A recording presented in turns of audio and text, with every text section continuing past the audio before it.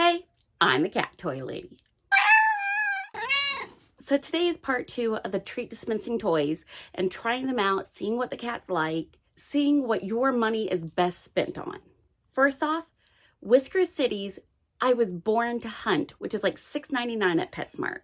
Basically what these are just little mouse-shaped compartments, nothing that makes it hard for the treats to come out. They do have a rubber tail, which your cat could possibly eat off, but it's not long enough that it should cause too much of an issue. There are 3 of these. That way you can hide them around the house. You can fill them completely with food or just do treats and use them as like a foraging toy. Then we have another Whisker City, Work for the Snacks, I think is what it's called. Basically, this has a catnip area. Right on the inside, you undo this. I've already loaded it with catnip.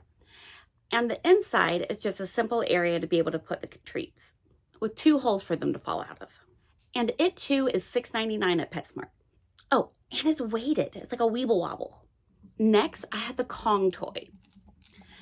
This kind of rolls around with the ball kind of acting like a ring for Saturn.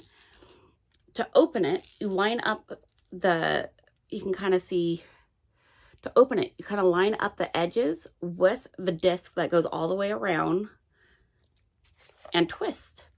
And that's how you load it. Then you just lock it back down and it rolls around on the floor. On the inside of this one, you can kind of see there's a lip here. And that's to be able to make it a little bit harder for food to fall out, so it doesn't just slide right out with the first time that it goes upside down. And I believe this one's called a Kong Infused. It's $7.99. Also at PetSmart. Remember, that's the theme to all of this. I bought all the toys I could find at PetSmart that didn't look like they were going to immediately fall apart. If you saw my live, you saw where I was talking about 2 of the toys that didn't even make it to my house. They were twice the price and they were already falling apart in store. So let's go do this. I'm going to try it out with the kittens and the cats and see which toy seems to hold their interest more, which one they interact with the best, which ones dump treats too quickly, which ones just really simulate their brain more, and maybe which ones shouldn't be used or just aren't worth the money. To the cats.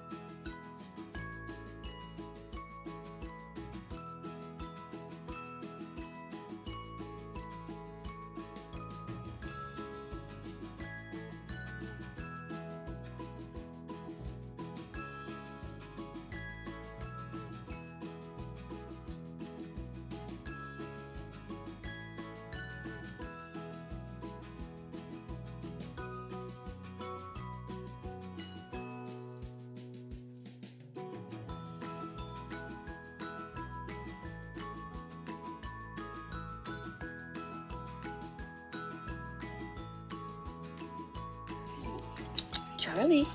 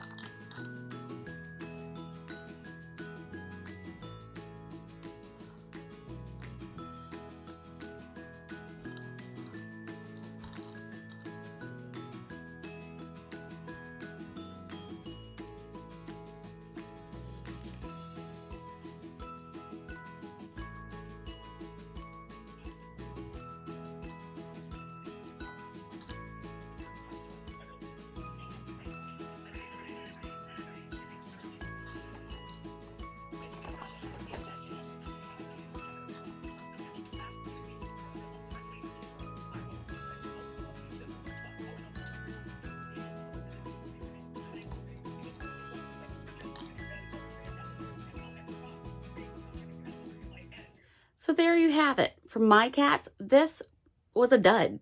Of course, after I stopped filming, Ellie Mae did decide to go ahead and start trying to play with it a little, and she was just picking it up by the tail and then started to try to eat the tail. So I took it away from her. I haven't cut the tails off yet. For in the future, for personal use when I'm not filming, I am going to cut the tails off just so I don't have any upset stomachs in the future.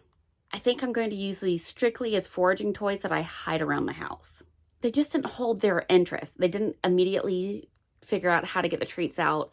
I don't think the texture was quite right, and it didn't rock and roll like some of the other toys. So there was just no spark to them for my cats. But I think a couple of my older babies might really like these for foraging. This bad boy, surprisingly, did really well.